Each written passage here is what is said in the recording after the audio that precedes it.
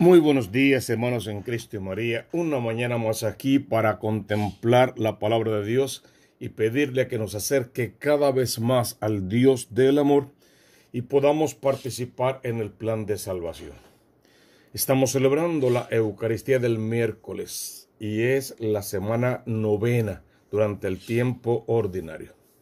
La primera lectura que tenemos hoy a nuestra consideración está tomada de la segunda carta del apóstol San Pablo a Timoteo. Es interesante, es el primer capítulo 1, versos 1 al 3 y versos 6 al 12. Esta carta San Pablo la va a escribir de una manera particular. Es como una carta de despedida, es una carta donde deja su testamento a favor de... Y es también una carta que se escribe Pablo pasando por un proceso terrible de encarcelamiento, de sentencia de muerte. Sabe que en la próxima primavera seguramente va a morir. Todo eso está en su mente. Es poco antes de su ejecución y es la persecución de Nerón la que está en boga. Y es en esta persecución que Pablo definitivamente encontrará la muerte. Cuando leemos esta carta de San Pablo, nosotros tenemos que ubicarnos en tiempo y espacio para entender del todo lo que se nos quiere decir. La carta va dirigida a Timoteo y Timoteo es un personaje realmente importante. Timoteo tuvo en órbita del gran apóstol de las gentes y el nuevo calendario lo coloca después de la fiesta de la conversión de San Pablo. Es la imagen del discípulo ejemplar, eso lo sabemos todos, es un hombre obediente, se dice que era muy discreto, muy eficaz, era muy valiente. Y por todas esas cualidades, lógicamente, fue que Pablo quiso que fuera su compañero de apostolado y se lo llevó con él a un montón de sus viajes. En vez de Juan Marcos, durante el segundo viaje misionero en el año 50, Pablo se llevó a Timoteo. Había nacido en Listra, recuerdan ese dato, en donde Pablo lo encontró durante su primer viaje y fue de los primeros convertidos al Evangelio. Había sido educado en la religión hebrea por nada menos que su abuela Loida y por su madre Eunice. Después se encontró con Pablo, siguió su itinerario apostólico, lo acompañó a Filipos y a Tesalónica. Después los encontramos juntos en Atenas, en Corinto, en Efeso y finalmente en Roma. Durante el primer cautiverio de Pablo fue infatigable viajero enviado por el apóstol de las gentes y mantuvo los contactos entre Pablo y las jóvenes comunidades cristianas fundadas por él. Por lo tanto, vamos a concluir que este famoso Timoteo no es nada más y nada menos que el obispo de Éfeso. ¿Qué dice esta primera lectura de hoy? Pablo, apóstol de Cristo Jesús, por voluntad de Dios. Ya ahí Pablo definitivamente está diciendo todo lo que nos va a decir. Soy Pablo, pero olvídense de Pablo. La única razón por la que yo estoy aquí es porque soy apóstol de Cristo Jesús. Y eso no lo decidí yo. Eso es por voluntad de Dios. Dios me eligió. Dios me persiguió, Dios me buscó, Dios me encontró, Dios se me apareció, Dios me tumbó de mi soberbia, de mi prepotencia, de mi pecado, Dios me llevó a la tiniebla, a la oscuridad de mi vida para sacarme a la luz que brilla en su presencia. De ese Dios, en nombre de ese Dios es que yo vengo a hablar. Y lo que yo vengo a anunciar es la promesa de vida que no hay en Pablo, promesa de vida que hay en Cristo Jesús y nadie más que en Cristo Jesús.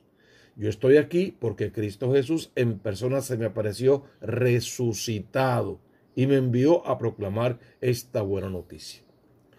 Y esta carta se la voy a dirigir a mi querido discípulo, amigo, hermano Timoteo, al obispo de Éfeso. Y lo primero que quiero decirte, Timoteo, y mundo entero es gracia, misericordia y paz de parte de Dios Padre y de Cristo Jesús, Señor nuestro. Ni siquiera dice de parte mía y por ende de parte de. A él no se menciona. Pablo mengua, desaparece completamente. Máxime que sabe que está a punto de morir. Por lo tanto, lo único que Pablo quiere que brille es el Dios de Israel, su enviado, el Hijo Jesús, el Espíritu Santo, que es el que nos da la fuerza para continuar la obra, y, lógicamente, la palabra viva de Dios, que es la que Pablo se ha encargado de promulgar. Doy gracias a Dios, a quien sirvo como mis antepasados, con conciencia limpia, porque te tengo siempre presente en mis oraciones noche y día. Por esta razón te recuerdo que, y para mí esta frase es el centro de toda la lectura, reavives el don de Dios que hay en ti por la imposición de mis manos. Pues Dios no nos ha dado un espíritu de cobardía, sino de fortaleza, de amor y de templanza. Ese es norte, centro y guía de esta lectura. Reaviva, por favor, Pablo, te lo voy a suplicar. Reaviva el don de Dios que hay en ti. Recibiste la imposición de manos, recibiste la predicación, el Espíritu Santo descendió sobre ti, has sido bautizado, has sido probado en la virtud, todo eso es perfecto, pero no es suficiente.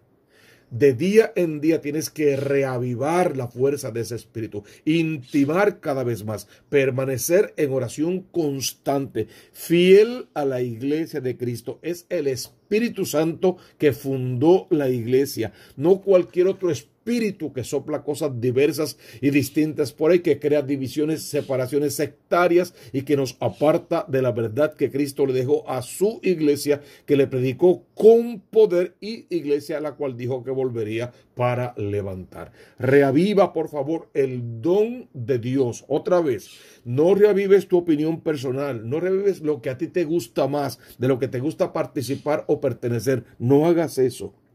Reaviva el don de Dios que hay en ti, pero aquel, el que recibiste por la imposición de mis manos. Y esta vez Pablo dice mis manos para que quede claro que es la consecuencia de la iglesia, la imposición de manos de la iglesia, la que Pablo recibe de Jesús resucitado, y ahora en nombre de la iglesia él está imponiendo sobre otros hombres para que se queden dirigiendo la iglesia como sacerdotes, presbíteros, como aquellos líderes que en aquellos comienzos de la iglesia misma necesitaba. Reavive ese don. Timoteo, ya lo tenemos probado. El espíritu que nosotros hemos recibido, el que la iglesia recibe, es de valientes. No puedes acobardarte. Tú has visto todo lo que hemos sufrido en todos estos viajes, todo lo que nos ha pasado, toda la humillación, el maltrato, el hambre, el frío, el insomnio, los insultos, la agresividad, todos los golpes, las palizas, las pedradas, la cárcel, todas las cadenas, todo lo que hemos sufrido por este evangelio. Sin embargo, firmes, fuertes en la verdad, seguros de que estamos siguiendo al verdadero Dios en la verdadera iglesia, con la verdadera palabra y con todas las promesas de la Biblia que nos pertenecen. Pablo está en la cárcel. Pablo está a punto de morir y lo sabe. Estamos en invierno. Cuando llegue la próxima primavera, Pablo sabe que en esa persecución de Nerón lo van a matar. Sin embargo, no se está quejando, no está en una quejadera, no está en pobre de mí, ay bendito. Al contrario, está reavivando la fe en otro, reavivando la fe del obispo, pidiéndole al obispo que se acuerde que el espíritu que recibió fue de valientes, que no debe echar para atrás, que aunque él muera en esa persecución, Timoteo y los demás, Tito y los demás, tienen que seguir proclamando a tiempo y destiempo la vida de Cristo, que es el plan de salvación de los hombres.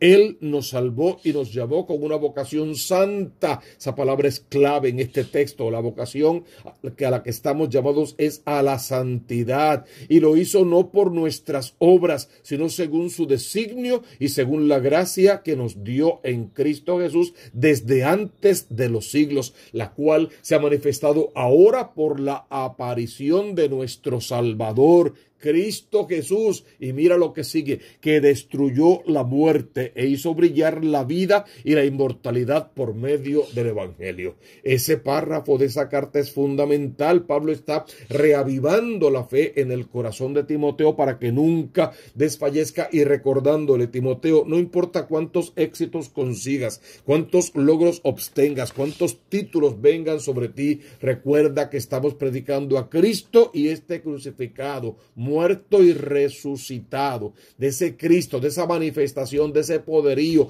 de esa palabra es que tenemos que pegarnos todos los días, porque Él ya destruyó la muerte, Él hizo brillar la vida y Él nos da la inmortalidad por medio de su evangelio. De este evangelio, oye esta frase bien, de este evangelio, no de uno que yo me inventé después, de uno que yo interpreté como me dio la gana, de uno que yo escribí a mi gusto y preferencia, no, de este evangelio, del evangelio de Cristo. Fui constituido heraldo, mensajero, apóstol, maestro, fui constituido por Cristo desde el día de la aparición y el resto de su vida. Por Cristo fue constituido, no porque a mí me dio la gana, no porque yo lo quise, no porque busqué un modo fácil de vivir, que de hecho de fácil no tenía nada, no por eso, sino porque Cristo mismo me convirtió en heraldo, en apóstol y en maestro. Esta es la razón por la que padezco tales cosas. La cárcel ahora, la muerte en breve. Pero no me avergüenzo, porque sé de quién me he fiado y estoy firmemente persuadido de que tiene poder para velar por mí y por el depósito que para velar por mi depósito hasta aquel día. Es interesante cómo Pablo se nos presenta en esta carta, cómo le habla a Timoteo, cómo te habla a ti. Fíjate que yo siempre he pensado que el mundo padece de tres grandes enfermedades. Por un lado, el mundo padece definitivamente de una enfermedad a la que yo llamo mitomanía. Mentir por mentir, exagerarlo todo, decir mentiras tantas veces hasta que las creemos convertir en verdad y nosotros mismos las creemos como si fueran ciertas. La mitomanía nos ha arropado y es lástima porque viene directo del demonio, del padre de la mentira. La proyección, todo lo malo que en mí, toda la porquería que en mí, la escupo, la vomito sobre los demás y acuso a los demás desde mis complejos, mis inseguridades, mis miedos, mis corajes, mis traumas. Desde ahí es que acuso, que echo leña y basura sobre los demás, que insulto y que maltrato, como si yo pudiera tapar todas las porquerías que hay dentro de mí, mencionando, nombrando o señalando lo que yo creo que está mal en el otro. Y la vanagloria, cuando me endioso, me lleno de mí mismo, quiero ser el Dios de mi vida y luego no hay cupo para el Dios verdadero en mi existencia. Luego el Papa, en la última homilía que nos dio de Pentecostés, espectacular, deben buscarla, verla, leerla y aprendérsela de memoria. El Papa dice que nosotros tenemos tres enemigos. Bueno, no, que el Espíritu Santo en nosotros tiene tres enemigos. El narcisismo, el hecho de que nos victimizamos y también el pesimismo. Narcisismo cuando yo soy el centro del mundo, cuando yo soy Dios, como decíamos antes, cuando soy exageradamente egoísta y ególatra y cuando toda decisión la arranco partiendo de mí y no de los demás y por lo tanto los demás no me importan tanto salvo que me sirvan para algo, aquí solo importo yo, incluso Dios importa si me sirve. Ese narcisismo es devastador para las relaciones interpersonales y para el plan de salvación de Dios. Me victimizo, es lo contrario, y pobre de mí, nadie me quiere, nadie me ama, nadie me respeta, todos me minimizan, no me dan valor, tan bueno que yo soy, tanto que yo hago, tanto que me sacrifico por los demás, cuando necesitan, donde vienen es donde mí, pero fíjate, después me abandonan, me dejan, no me quieren, me maltratan, hablan de mí por las espaldas, no valoran todo mi sufrimiento, mi sacrificio, todo lo que yo hago, nada de eso. Fíjate que es contrario a lo que Pablo hace hoy. Pablo, lejos de victimizarse, dice, por todo eso que he padecido, justamente por todo lo que he padecido, es que sé que este espíritu es de valiente. Pues el que se victimiza está en zona cómoda, no va a salir de ahí, no va a poder adelantar y no va a ser testimonio ni ejemplo para nadie. Y el pesimismo, todo me sale mal, nada me sale bien, Dios santo, ¿qué es lo que pasa conmigo? Alguien me echó un hechizo o algo por el estilo, porque la vida es un desastre definitivamente, esto no vale la pena, no vale la pena vivir así, ¿para qué me sacrifico? ¿Para qué hago cosas? Si la gente en fin de cuentas no agradece, todo está mal, la iglesia está mal, el mundo está mal, el gobierno está mal, todo está mal, olvídate, no hay nada más que hacer. Desde esas enfermedades y esos enemigos del espíritu no podemos manejarnos. Por eso esta primera lectura tiene que arder en fe para nosotros y saber que este espíritu que hemos recibido definitivamente es de valiente, y por eso el salmista Salmo 122 nos da una alternativa. A ti levanto mis ojos, a ti que habitas en el cielo. Como están los ojos de los esclavos fijos en las manos de sus señores, como están los ojos de la esclava fijos en las manos de su señora, así están nuestros ojos en el Señor, Dios nuestro, esperando su misericordia. Ese estribillo me encanta. A ti, Señor, levanto mis ojos. Levantemos los ojos, las manos, el corazón, el ser, la vida, la historia. Levantémoslo todo al Señor, cantemos himnos, alabemos su nombre, bendigamos, le glorifiquemos, le dancemos para el Rey y supliquémosle sobre todo que se quede con nosotros y de nuestra parte. El Evangelio está tomado según San Marcos en el capítulo 12, versos 18 al 27. En aquel tiempo se acercaron a Jesús unos saduceos, los cuales dicen que no hay resurrección, y le preguntaban. Estos son los descendientes del sacerdote Sadoc, estos son bastante políticos, aunque es un partido religioso, estos son enemigos de la alta sociedad, ricos en fin de cuentas, son unos personajes bastante interesantes y lógicamente la tienen contra Jesús. Ellos van con Jesús para hacer una pregunta a ver si hay o no resurrección de los muertos, pero en verdad lo que quieren no es informarse, lo que quieren es tomar a Jesús en otra de las tantas trampas que han intentado tenderle. Mira, maestro, este es el caso. Tú, igual que nosotros, claro está, conocemos perfectamente la ley de Moisés, sabemos que se le hay que respetarla, cumplirla y todo lo que tú quieras. Perfecto. Bien, tenemos un problema que tú nos tienes que ayudar a resolver. Hay un hombre, ¿verdad? Y este hombre se casa con una mujer, lógicamente. Se supone que se case, tengan hijos para que deje descendencia. Si por casualidad este hombre se casa con esa mujer y él muere muy rápido y no deja hijos, Moisés dejó escrito que su hermano que le sigue tiene que casarse con esta mujer para que le dé descendencia a su hermano muerto. Porque no tener descendencia es una afrenta, es una maldición, y su hermano tiene que liberar a su hermano muerto de esta maldición. Por lo tanto, tiene que casarse con ella. Ajá. ¿Qué pasaría si este segundo hermano se casa con ella? También muere sin dejar descendencia. Le tocaría al tercero hacer lo mismo, porque Moisés lo manda, y si Moisés lo manda es palabra de Dios. Y si el tercero muere, le tocaría al cuarto, y al quinto, y al sexto, y al séptimo, porque son 7 hermanos. En fin de cuentas, todos los hermanos mueren y ninguno deja descendencia. Allá también muere la mujer. Perfecto. Según lo que tú enseñas, ella va al cielo con todos estos 7 maridos que tenía aquí en la tierra. Resucitaron, están en el cielo, perfecto. Entonces, ¿de cuál de los 7 esta mujer va a ser esposa? Porque estuvo casada con los 7. Lógicamente, esa pregunta no tiene una respuesta que podamos evidenciar, que científicamente podamos probar. Por lo tanto, es una pregunta que no hay que contestar. Si uno fuera a contestarla, podría empezar a buscar en una forma sistemática cálculos y medidas y decir, por ejemplo, bueno, espérate, los 7 no, porque si de los 7 se salvan 3, entonces solamente con uno de esos 3 tendrá que seguir casada, porque con los otros 4 que se condenaron, pues con esos 4 ya no están en el cielo. El problema sería con los 3 que se fueron al cielo. De los 3 que se fueron al cielo, bueno, también podríamos decir que debería estar casada o seguir casada con aquel que la trató mejor, que la comprendió más, que la amó, que la cuidó, que la hizo más feliz. Eso sería otra alternativa.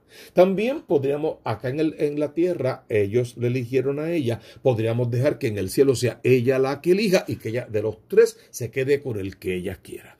Pero también por la ley de Moisés podríamos decir que le toca al mayor, porque en fin de cuentas ella solo fue esposa del mayor, de los demás fue esposa por consecuencia. porque no dejó hijos el mayor y tienen que hacerle el favor. Pero definitivamente por la ley de Moisés parecería que tendría que ser esposa del mayor. Todas esas razones que hemos dado y 40 más que podemos dar son rebatibles. Los saduceos seguramente empezarían a pelearle, a decirle, a insinuarle, a hacer un montón de historietas y no llegarían a ningún acuerdo. Por lo tanto, Jesús olvida la historia y va al grano. Vengan acá. Aquí el problema para ustedes no es de cuál va a ser esposa. Eso ni siquiera les importa. El problema es que ustedes no creen en la resurrección de los muertos. Y si no creen en la resurrección, no tienen que ocuparse para nada de cuál de ellas va a ser esposa, porque ustedes ninguno va a estar allí ni para verlo, ni para participar de esa problemática. ¿Ok? Y Jesús le responde de esta manera. Están equivocados. Si tú partes de una premisa falsa, la conclusión va a ser falsa y tu premisa es falsa. Por lo tanto, estás equivocado. No entiendes la escritura ni el poder de Dios. Tienes una escritura acomodaticia, la lees, la entiendes como te da la gana. Depende de la asamblea que tengas de frente, dices lo que tú sabes que le agrada o no le desagrada. Si es una asamblea de gente muy tradicional, eres el más tradicional. Si es una asamblea de gente muy carismática, eres el más carismático. Entonces, de esa manera no defiendes la palabra, defiendes tus intereses. Una palabra acomodaticia que no sirve para el reino de los cielos. No entiendes la escritura y tampoco entiendes el poder de Dios. De que los muertos van a resucitar, de eso no debe quedarte ninguna duda. Solo que cuando resuciten, ni los hombres se casarán, ni las mujeres serán dadas en matrimonio, porque serán como ángeles. Es otra forma, otra manera de existir. Es otra cosa completamente diferente que no cabe en tu pequeña memoria, en tu pequeña mente, que ni siquiera eres capaz de entender y aceptar que los muertos sí van a resucitar. De que los muertos resucitan. Tú conoces la palabra. ¿Acaso no has leído en el libro de Moisés que tú mismo estás citando? En el episodio de la zarza que tú conoces de memoria y lees los sábados en la sinagoga. ¿Acaso no has leído lo que dijo Dios? Yo soy el Dios de Abraham, el Dios de Isaac, el Dios de Jacob. No es un Dios de muertos, sino un Dios de vivo. Ustedes todos están equivocados. La premisa es falsa, la conclusión es falsa. Ellos dicen que los muertos no resucitan. Y Dios, que es un Dios de vivo, en más de una escena bíblica vamos a encontrar a Jesús y al mismo Dios con estos personajes que ya habían muerto, pero están todos vivos en la presencia de Dios, permaneciendo y esperando. De hecho, Jesús desciende a los infiernos después de morir, justamente para abrir las puertas del Hades y que todos estos puedan salir de ese lugar de muerte y aspirar a aquella promesa que Él les hizo de una mansión eterna con duración de vida eterna en el reino de los cielos. La problemática aquí es simple. Si no crees en lo que no crees, no puedes entender todo lo que es la palabra de Dios, el mensaje de Dios y las promesas de Dios. De que los muertos resucitan, no debe quedarte ninguna duda. A ti y a mí lo que nos compete es estar preparados para esa resurrección, vivir a la altura de esa resurrección, tomar decisiones que nos ayuden a resucitar. Porque si no resucitamos, la pregunta de hecho no tendría sentido. Y si resucitamos, seremos como ángeles. Será otro estilo, otra forma de vivir, será otro nivel, si los quieres decir de esa manera, y será para siempre contemplando a Dios, alabando y bendiciendo su nombre y no mirando nuestros propios ombligos. Que todo el amor de Dios descienda poderoso, que se quede con nosotros y que nos dé la fuerza que nos hace falta para vivir en santidad. Digamos, hermanos, ven Espíritu Santo, llena los corazones de los fieles, enciende en ellos el fuego de tu amor, envía, Señor, tu Espíritu, todo será de nuevo creado, se renovará la faz de la tierra. Oh Dios, que has iluminado los corazones de los fieles con la luz del Espíritu Santo, haz que guiados por ese mismo Espíritu, saboremos las dulzuras del bien, gocemos siempre esos divinos consuelos, por Cristo nuestro Señor. Amén. Sean bendecidos todos, hermanos, en el nombre del Padre, y del Hijo, y del Espíritu Santo. Amén. Por favor, no olviden suscribirse a este canal, darle like si es que les gusta y darnos sus sugerencias y sus comentarios. Los apreciamos. Dios les bendiga abundantemente.